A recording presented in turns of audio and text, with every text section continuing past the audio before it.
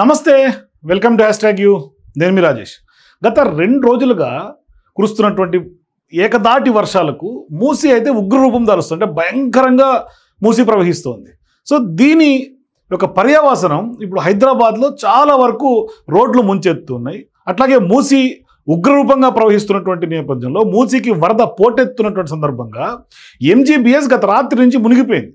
ఏకంగా MGBS bus stand shut down చేస్తున్నట్టుగా ప్రభుత్వం ప్రకటించింది. ఆర్టీసీ అధికారులు చెప్పేశారు, రాత్రి నుంచి బస్సులు లోపలికి వెళ్ళట్లేదు, బయటికి రావట్లేదు, ఉదయాన్నే మేము బంద్ చేస్తున్నామని చెప్పారు. మరోవైపు కోటికి వెళ్ళే దారి ఏదైతే ఉంటుందో మూసారాం బాగ్ దగ్గర పెద్ద ఎత్తున మూసీ ప్రవహిస్తున్నటువంటి నేపథ్యంలో అక్కడ రోడ్డు మీదకి మొత్తం దాదాపుగా నడుముల్లోతు నీళ్లు వచ్చినటువంటి నేపథ్యంలో కోటికి వెళ్ళే నుంచి కోటి దిల్సుఖ్ నగర్ వెళ్ళే వైపు కూడా రోడ్లు బంద్ అయిపోయినాయి. ఇక మూసీ పరివాహక ప్రాంతం చెప్పాల్సిన అవసరం లేదు, మేము ఏరియల్ షాట్స్లో చూపిస్తున్నా. మొత్తం ఇళ్ళన్నీ కూడా నీట మునిగిపోయినటువంటి పరిస్థితి. చూడండి, ఇళ్ళల్లో కాలనీళ్ళు ఎట్లా నీట మునిగాయో మీరు గమనించవచ్చు.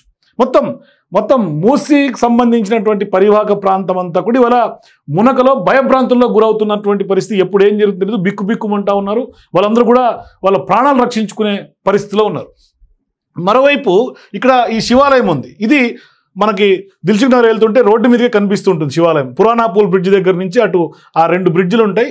ఆ కోటి దాటంగానే శివాలయం కనిపిస్తుంది. సో ఈ శివాలయం దగ్గర కూడా అక్కడ వాళ్ళు కొంతమంది ఇరుక్కుంటే వాళ్ళని కూడా డిఆర్ఎఫ్ సిబ్బంది రక్షించినటువంటి నేపథ్యం. అయితే ఒక రకంగా కురుస్తున్నటువంటి భారీ వర్షాలకు ఇప్పుడు మూసీకి ఒకవైపు వరద పోటెత్తుతోంది. జంట జలాశయాలు కూడా అక్కడి నుంచి గేట్లు ఎత్తేసి దిగువకు నీళ్ళు వదిలారు. మూసీకి వస్తున్నటువంటి ఇన్ఫ్లో 10,590 క్యూసికల్గా కనిపిస్తోంది. అవుట్ఫ్లో కూడా 17,793 క్యూసికల్గా మనకు కనిపిస్తుంది. సో ఇప్పుడు మూసీ పూర్తి స్థాయి నీటి మట్టమే 645, ప్రస్తుతం ఇప్పుడు 643 అడుగుల ఎత్తులో పారుతూ ఉంది. సో దీనికి నీటి సామర్థ్యం కూడా 4 టీఎంసీలు మాత్రమే ప్రస్తుతం ఉన్నటువంటి నీటి సామర్థ్యం. పూర్తి స్థాయి నీటి సామర్థ్యం కూడా 4.46, 4.7. అంటే ఆల్మోస్ట్ ఇంచుమించు మూసీ నిజంగా కూడా ఉగ్రరూపంగా ప్రవహిస్తోంది. 9 గేట్లను ఎత్తి 3 అడుగుల మేర నీటిని దిగువకు వదులుతూ ఉన్నారు మూసీ నది నుంచి. అయితే ఇప్పుడు ఆ మూసీ నుంచి కిందికి దిగువ వదులుతున్నటువంటి నేపథ్యంలో పెద్ద ఎత్తున నీళ్లు వరద కొట్టుకొస్తోంది, హైదరాబాద్ని ముంచెత్తుతోంది మూసీ. సో ఇది ఒకవైపు అయితే ఇక మంజీరా నది కూడా ఉగ్రరూపం దాలుస్తోంది. మంజీరా బ్యారేజ్కి భారీగా వరద నీళ్ళు వచ్చి చేరుతోంది. అధికారులు ఏకంగా 1.20 లక్షల క్యూసిక్ల నీటిని దిగువకు విడుదల చేస్తున్నారు. శివంపేట్ బ్రిడ్జి వద్ద కూడా మంజీరా నది ప్రమాదకర స్థాయిలోనే ప్రవహిస్తోంది. కరెంటు స్తంభాలన్నీ కూడా నీట మునిగినటువంటి నేపథ్యం. 1000 ఎకరాల పంట మునిగిపోయింది. ఏడుపాయల ఆలయం అయితే మొత్తం పైకప్పు దాకా కూడా నీళ్లు ఆ పైకప్పును తాకుతూ వరద ఉధృతి కొనసాగుతూ ఉంది. సో ఇట్లా ఏడుపాయల వైపు వెళ్ళే రాకపోకలను కూడా పోలీసులు నిలిపివేశారు. మరోవైపు ఇప్పుడు హైదరాబాద్ విషయం తీసుకుంటే ప్రధానంగా హైదరాబాద్ని ఇప్పుడు మూసీ ముంచెత్తుతోంది. పెద్ద ఎత్తున వర్షం అయితే ఆగట్ల, ఇంకా 2-3 రోజులు ఉండే అవకాశం ఉన్నాయి. కొంత ద్రోణి ఎఫెక్ట్ కూడా ఉంది. సో ఇప్పుడు పురాణాపూల్ బ్రిడ్జ్ వద్ద కూడా 13 ఫీట్ల ఎత్తులో మూసీ నది పారుతోంది. దాదాపుగా 30 ఏళ్ల తర్వాత అత్యంత భారీగా మూసీ ప్రవాహం ఇప్పుడు మనకి హైదరాబాద్లో కనిపిస్తూ ఉంది. సో ఇప్పుడు మూసీ వరద తాకిడికి ఇళ్ళన్నీ కూడా మునిగిపోయినాయి. శివాలయం వద్ద ఆ పూజారి కుటుంబం కూడా ఆర్తనాదాలతోటి సహాయం కోసం కోరుతున్నారు. వాళ్ళు ఇరుక్కుపోతే ఇప్పుడు స్పష్టంగా డిఆర్ఎఫ్ సిబ్బంది కాపాడారు. వాళ్ళకి టిఫెన్స్ హైడ్రా సిబ్బంది అందించి జిహెచ్ఎం సిబ్బంది వెళ్ళి వాళ్ళని కాపాడినటువంటి పరిస్థితి మనకు కనిపిస్తుంది. సో ఇప్పుడు హైదరాబాద్ మూసీ వరదల పైన ఇప్పుడు డిప్యూటీ సీఎం అట్లాగే Pawan Kalyan, AP deputy CM Pawan Kalyan స్పందించారు. తక్షణమే వెళ్ళి ఆదుకోండి, జన సైనికులందరూ తరలి వెళ్ళాలని చెప్తున్నారు. ఒక ప్రభుత్వం అధికారం అప్రమత్తమైంది. సీఎం రేవంత్ రెడ్డి కూడా స్పష్టంగా దీని మీద పూర్తిగా అధికారులు ఎప్పటికప్పుడు అప్రమత్తం చేసుకుంటూ వాళ్ళకి ఎడతెరిపి లేని వర్షాలు కురుస్తున్నటువంటి నేపథ్యంలో ఎంజీబీఎస్ అట్లాగే పరిసర ప్రాంతాల్లో అధికారులు అప్రమత్తంగా ఉండాలని, అట్లాగే సహాయక చర్యల మీద ఆయన ఎప్పటికప్పుడు వాకప్ చేస్తూ ఉన్నారు. ఇదంతా కూడా ఒక ఎత్తు అయితే ఇప్పుడు ప్రధానంగా మనం ఇక్కడ డిస్కస్ చేసుకోవాల్సినటువంటి పాయింట్ ఏంటంటే 30 ఏళ్ల తర్వాత ఇప్పుడు మూసీకి వరద పొంచి వచ్చింది, నిజంగా మూసీ మునిగిపోయింది. మరి ఇటువంటి సందర్భాల్లో ఇప్పుడు గతంలో మూసీ గురించి, మూసీ ప్రక్షాళన గురించి సీఎం రేవంత్ రెడ్డి అనేక సందర్భాల్లో స్పష్టంగా చెప్పినటువంటి నేపథ్యం. సో ఇప్పుడు హైదరాబాద్ ప్రజలందరూ కూడా ఆలోచన చేయాల్సినటువంటి అవసరం వచ్చినటువంటి సందర్భం. ఎందుకంటే మూసీ ఎప్పుడు లేనటువంటి విధంగా పారుతున్నటువంటి నేపథ్యంలో మరి హైదరాబాద్ మీద కురుస్తున్నటువంటి అకాల వర్షాలు కానీ, వాటితో వస్తున్నటువంటి వరదలు కానీ ఇది ఒక రోజుతో వచ్చినటువంటి సమస్య కాదు. సరే 30 ఏళ్ళ తర్వాత వచ్చినప్పుడు కూడా ఒక రోజులో వచ్చినటువంటి సమస్య కాదు. ఇది దశాబ్దాలుగా ఉన్నటువంటి సమస్య. మన పైన ఒక రకంగా చెప్పాలంటే ఇది భారంగా మారుతున్నటువంటి వాస్తవం ఇది. అంటే ఎన్నో ఏళ్ళుగా పట్టించుకొని ఈ సమస్యకు కూడా ఇప్పుడు ఖచ్చితంగా శాశ్వత పరిష్కారం ఎతకాల్సినటువంటి అవసరం ఉంది అని చెప్పే ఒక ఘటన కూడా అని అనుకోవాలి. ఎందుకంటే ఇది ఈ పరిస్థితి సహజ సిద్ధంగా అయితే మాత్రం రాలా. ఎందుకంటే గతంలో పూర్తిగా ఒక ప్లానింగ్ లేకపోవటం, ప్రణాళిక లేని రియల్ ఎస్టేట్ ప్రాజెక్టులు రావటం, నాలాలు, చెరువులు, అట్లాగే మన ఎన్విరాన్మెంట్కి సంబంధించినటువంటి అనేక ప్రాంతాల మీద జరిగినటువంటి ఆక్రమణల ఫలితం అని చెప్పుకోవాలి. ఇవన్నీ కలిపి ఇప్పుడు ప్రకృతి కోపాన్ని మనం నగర వీధుల్లో మనం స్పష్టంగా చూస్తూ ఉన్నాం.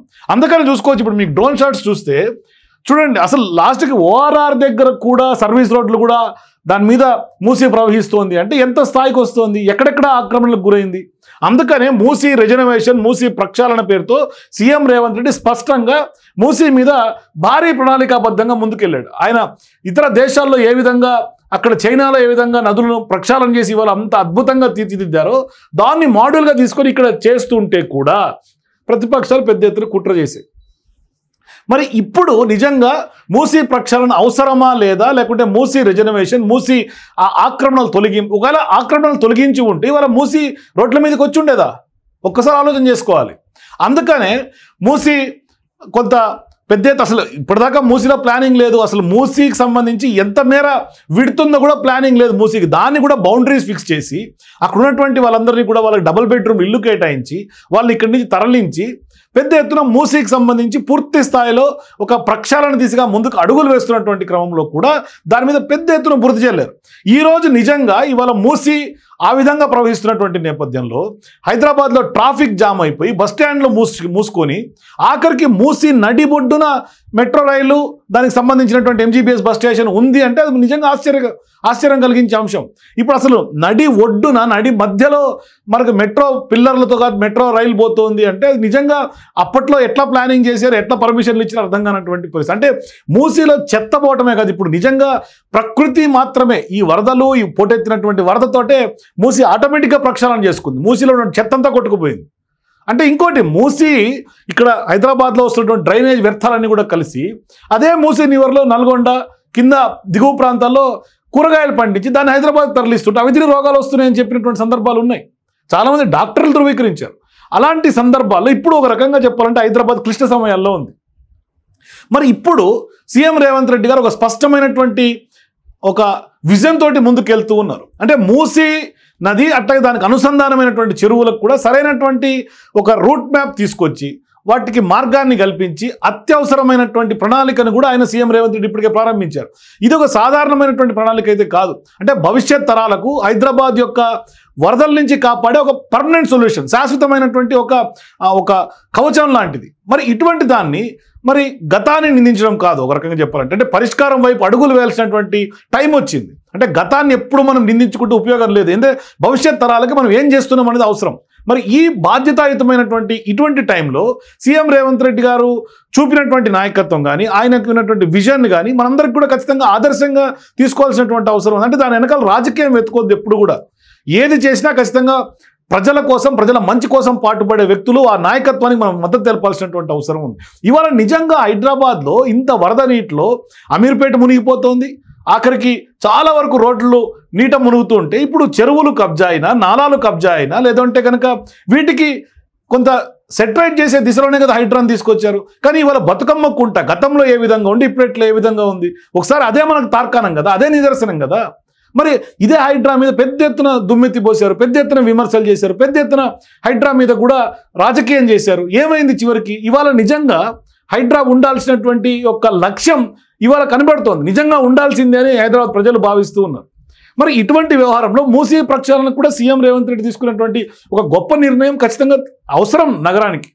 మరి ఇటువంటి వాతావరణ మార్పులు ఒక రకంగా ఒక సవాళ్ళను క్రియేట్ చేస్తుంటే ఆ సవాళ్ళను ఎదుర్కోవడానికి మూసీ పరివాహక ప్రాంతాల్లో చాలామంది, కొన్ని లక్షల మంది నివసించే ప్రతి పౌరుడికి కూడా రక్షించడానికి మనమంతా ఒకటవ్వాల్సినటువంటి అవసరం ఉంది.